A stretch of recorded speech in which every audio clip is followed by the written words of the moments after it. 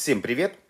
Сегодня у нас такое видео. Мы сегодня сравним два CD-проигрывателя от фирмы Technics. Значит, верхний у нас SL-PG490, а нижний у нас SL-P477A. Это, в принципе, аппараты практически из одной, как говорится, ценовой категории, но при всем при этом этот помоложе, этот постарше. Это у нас начало 90-х годов, 477, а 490 это уже середина 90-х. И предлагаю наш обзор сравнения сразу начать с функционала этих двух аппаратов. Сразу хочу оговориться, что я рассматривал данный аппарат 477 без учета того момента, что 477 есть пульт дистанционного управления, где часть функций расположена именно на пульте, но все-таки функции Peak Search там не было. И начнем, пожалуй, с кнопки включения. 490 всегда у нас в стендбае, то есть у него постоянно работает блок питания. Когда, как 477 у нас механическая кнопка, которая выключает полностью 220 вольт. Я вам скажу так, в этом плане 477 выигрывает. Оба аппарата имеют выход на наушники, что очень хорошо. У обеих аппаратах система Mesh, но у 477 еще есть такая надпись 4 DAC, точнее 4 DAC. И вот этот 4 DAC, как я вам сказал, указывает на использование 4 отдельных цифр аналоговых преобразователей. DAC Digital to Analog Converter. Это многоканальная архитектура позволяет улучшить качество звука за счет следующих особенностей. Значит, в системе 4 DAC сигнал обрабатывается параллельно через 4 ЦАП, что позволяет разделить нагрузку на разные каналы. Это минимизирует шумы и уменьшает искажения. Значит, в системе 4 DAC сигнал обрабатывается параллельно через 4 ЦАП, что позволяет разделить нагрузку на разные каналы. Это минимизирует шумы и уменьшает искажения.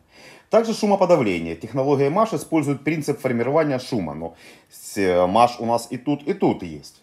И применение 4 ЦАП увеличивает разрядность сигнала и точность обработки данных, что улучшает у нас детализацию звука. И теперь, значит, как это все работает в связке. MASH, вот этот 4 DAC и MASH.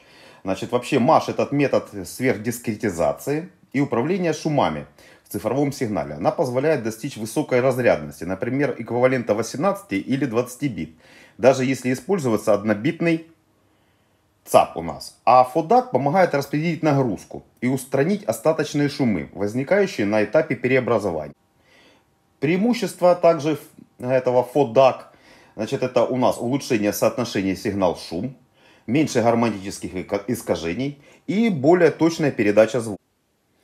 Теперь что до функционала. Тут довольно-таки интересно получается.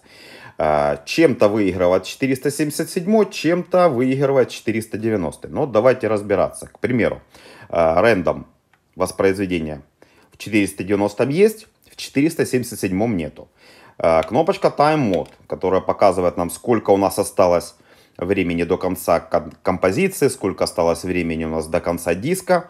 В 477 этого нет. Кнопочка Peak Search. Довольно-таки хорошая функция. Это когда сама дека, точнее, это что ж мне дека. Когда сам CD-проигрыватель находит самые высокие пики. Это очень нужная функция для того, чтобы записывать более точно с CD на аудиокассету. Кнопочка Auto Gear и тут у нас есть. Это у нас постановка на паузу. Программ у нас есть и здесь, и здесь. То есть можно нам выбрать, какие композиции у нас будут работать. Но у 477 есть функция, которая, сейчас я вам покажу, которая позволяет нам более точно распределить композиции для записи на кассету. Я уже рассказывал об этой функции за 770. А у Technics в новых генерациях эта функция появилась только с 5-й модели. Здесь уже эта функция есть в 4-й модели. Значит, что мы делаем? Выбираем кассетку 60 минут. И сам проигрыватель вам говорит о том, что на сторону А мы запишем с 1 по 9 композицию, на сторону Б мы запишем с 10 по 16 композиции. Довольно-таки интересная функция. Что касается перемотки, вот тут мне очень понравилось, как это реализовано в 477. Если в 490 у нас кнопочки, то есть один раз мы нажали, это мы переключились на следующую композицию, нажали, зажали, у нас пошла перемотка. Вот здесь же в 477, смотрите, какая красивая крутилочка. Вы ее по чуть-чуть вот так вот раз, к примеру, влево. Пошел влево перематывать. Вправо на единичку. По чуть-чуть, на двоечку, быстрее, на троечку, еще быстрее, на четверку, еще быстрее. Причем самое, что интересно, что если на двойке еще у нас звук есть при перемотке, вот слушайте. На тройке у нас еще есть, но он уже глуше. То на четверке уже практически мы ничего не слышим. Я скажу так, что мне очень понравилось. Не то, что понравилось, я балдеешь от этой вот крутилки, но довольно-таки красиво, необычно. Тут плюс. Плюс. Оба аппарата могут работать с дистанционки, но опять-таки, как я сказал в начале, 490, если выключится даже с дистанционки, он будет в стендбай. И кнопкой тоже будет стендбай. То 477, если мы его выключим с дистанционки, он станет в стендбай. Если мы его выключим кнопкой, то он выключается полностью. Это очень-очень-очень хорошо. Ну и что ж, теперь давайте сравним частотные характеристики. Значит, что один аппарат, что другой аппарат, у них от 2 Гц до 20 кГц. В принципе, одинаково. Соотношение сигнал-шум. 490 у нас 100 дБ, 477 тоже 100 дБ. Одинаковое. Динамический диапазон. Вот здесь вот уже интереснее. Значит, 490 у нас 92 дБ, а 477 у нас 96 дБ. И получается, что у 477 динамический диапазон лучше, что обеспечивает более высокую точность воспроизведения тихих и громких звуков. Гармонические искажения. У 490 0,007%, а у 477 0,003%. Значит, 477 имеет меньше искажения, что говорит о более лучшем звуке и более чистом звуке.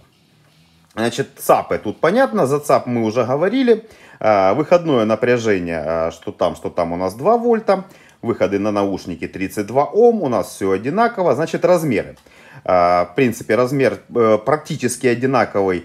Скажите, 477 буквально на миллиметры немного выше, чем 490. И 477 3,6 кг весит, а 490 3,2 кг. Значит, какие можно сделать выводы по этому поводу? Значит, 477 откровенно, по моему мнению, он гораздо лучше, чем 490. Значит, динамический диапазон 96 дБ против 92 дБ, гармонические искажения 0,003% против 0,007%. Так что вот такие вот получаются у нас выводы. И 477 поет лучше. И скажу другое. Я 477 сравнивал даже с 770. И я скажу так, что они поют практически вровень. А что мне не понравилось у 477? Вот послушайте, как выезжает лоток у 490.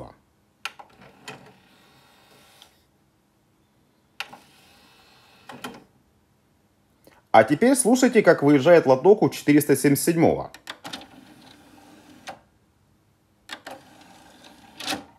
Очень шумно. Очень шумно. А вот когда мы еще дадим ему CD, слушайте, какой звук дальше.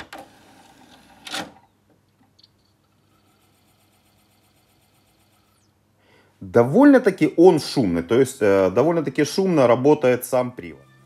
Ну что, подводим итоги. Какой из двух этих аппаратов взять, потому что на вторичном рынке они, в принципе, в одинаковом ценовом диапазоне.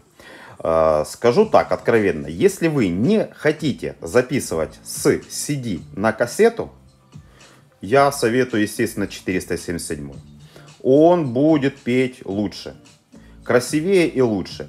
Если вам нужна запись, ну, в принципе, вот кнопка Peak Search, ну, она добавляет плюсов 490. Но и не более того. Особенности, третий раз хочу подчеркнуть, механическое включение-выключение CD-проигрывателя, это очень-очень хорошо. Дизайн. Я вам скажу так. Насчет дизайна на вкус и цвет. У меня, к примеру, вся стойка вот из этой серии, которая закругленная. Вот этой квадратной серии у меня только сейчас есть одна дека и 70-й эквалайзер. Но вот эта крутилка, она добавляет шарма. Тут, как говорится, каждому нужно определяться. Ну что, на этом я буду заканчивать свое видео. В принципе, больше о этих аппаратах говорить не о чем. В принципе, может быть, я сниму еще видео, разберу 477. Может быть, я сделаю ему профилактику, тогда мы заглянем к нему вовнутрь. На этом буду заканчивать. Мира, добра, подписывайтесь на канал, ставьте палец вверх. Нет войне. Пока-пока.